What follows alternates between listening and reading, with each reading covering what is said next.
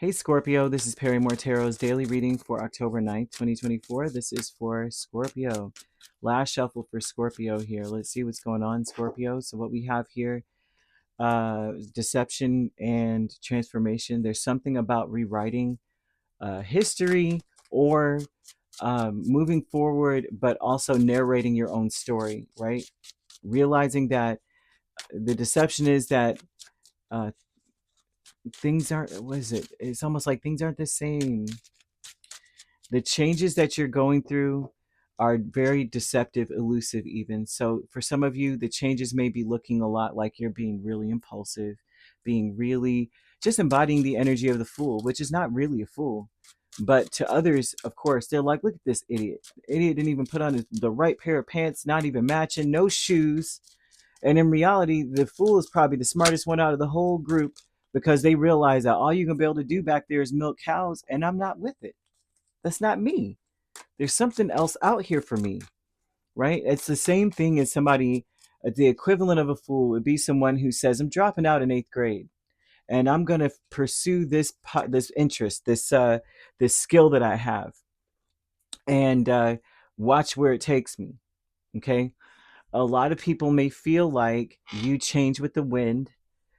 They may be saying this about you, that, oh, that's what Scorpio's been doing. Every decision they make, they have to learn a lesson along the way because they always do something that is either has something to do with an addiction, has something to do with temptation, has something to do with being easily misled, easily led, and that's not true.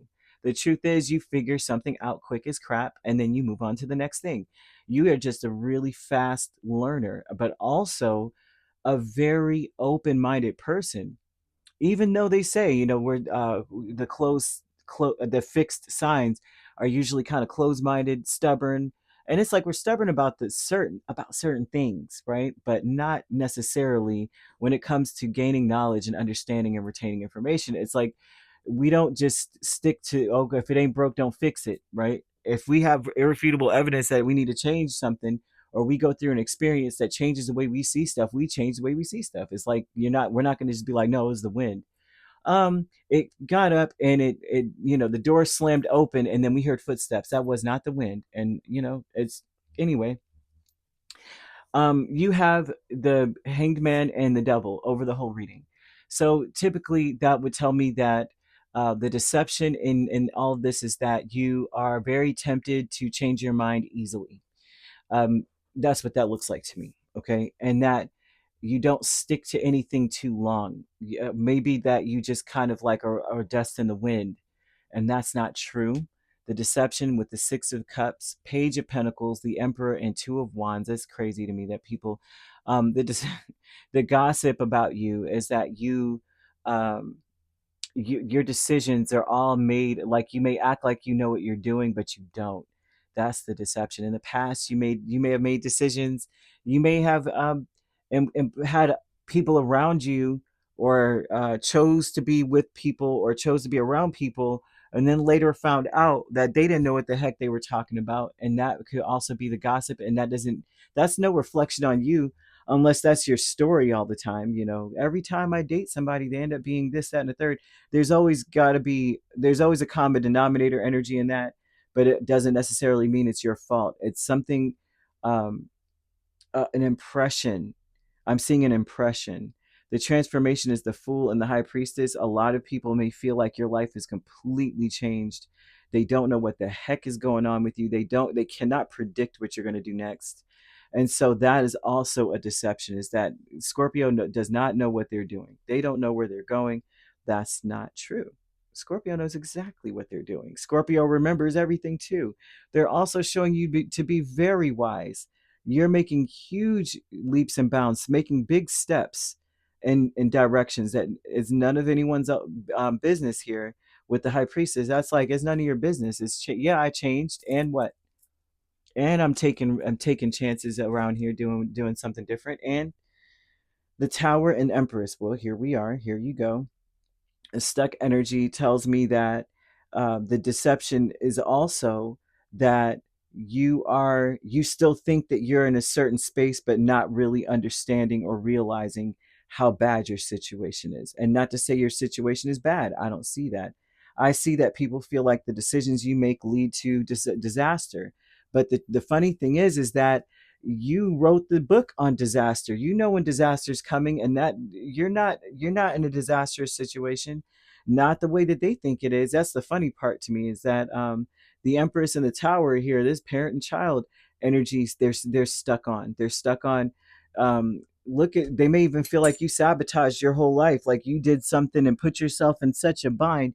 And it's like, no, not really. I'm indestructible. No, I'm indestructible. I know what I'm doing. I feel that people have a very huge misconception about you on a fundamental level. They could never understand your spirit if fundamentally they think these things, you know. Peace is the 9 of cups and 5 of cups. And so this is telling me that there's a relationship or a connection here, that um, their intention is, they want to know your sadness, what's wrong with you. And I do see a beautiful partnership energy here, but I also see that what you don't know is that whoever this person is also suffers from the same, or has suffered from the same thing. They have dealt with something similar. They have similar heartbreak. So the piece would be wanting to feel hopeful, wanting to have some hopeful energy after being so heartbroken. And the deception would be that you chose, you're choosing to, uh, what's the word? Live below your capabilities, like you're not living to your fullest potential. um, so there's an intention here of everybody really kind of like wanting to see your downfall. You got to be really cautious with most people. The relationship aspect, like there's a romantic connection energy that I see here, or a really good friend. That person has gone through the same thing, and they also too, it's hard for them to understand someone who makes decisions here in such a way, mostly because it seems like uh, the, the way that they think about things is that if you're doing certain, like say you're doing certain things, that means this, right? Like if you see somebody wearing, like how people, the stereotypes of people, it's like, oh, if you're walking down the street, a single woman down the street at midnight, you obviously, or like maybe you're not walking. I don't know how to describe it, because there's always so many weird stereotypes.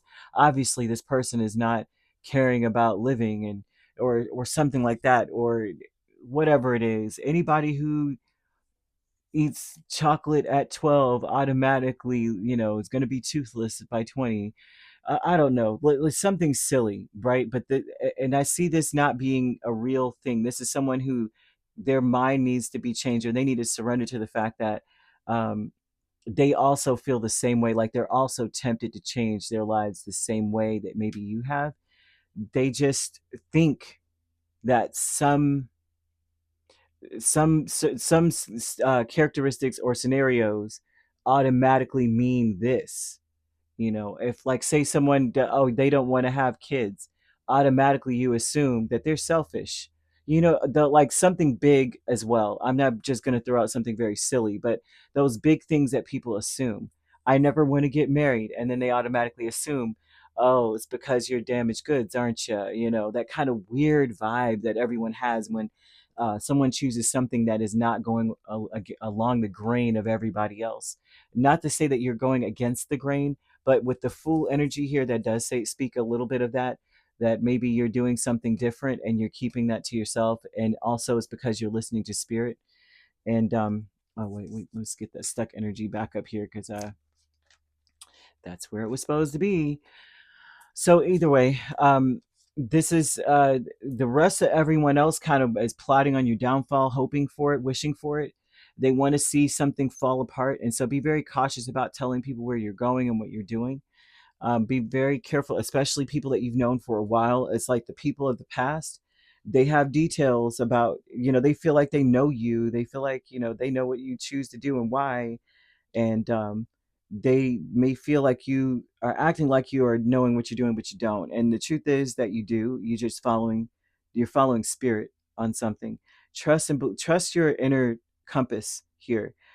Trust what spirit is showing you, and also know that you are wiser than anyone could think, or even you may not even understand how wise you truly are.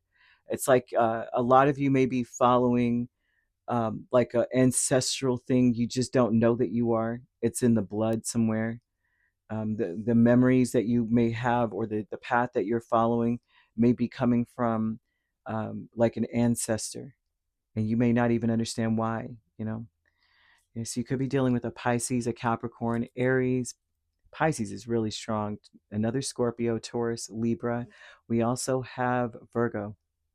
Okay, so and yeah, I said Aries. Okay, so you could be a Libra, Scorpio cusp, dealing with a Pisces, Aries cusp, Aries, Taurus cusp. Hmm. Yeah, that seems to be it. If you're not dealing with these signs, which you don't have to be, these signs could also be in your chart. If you'd like to book a personal reading with me, my links are on my page. Peace, love, and light. Take care.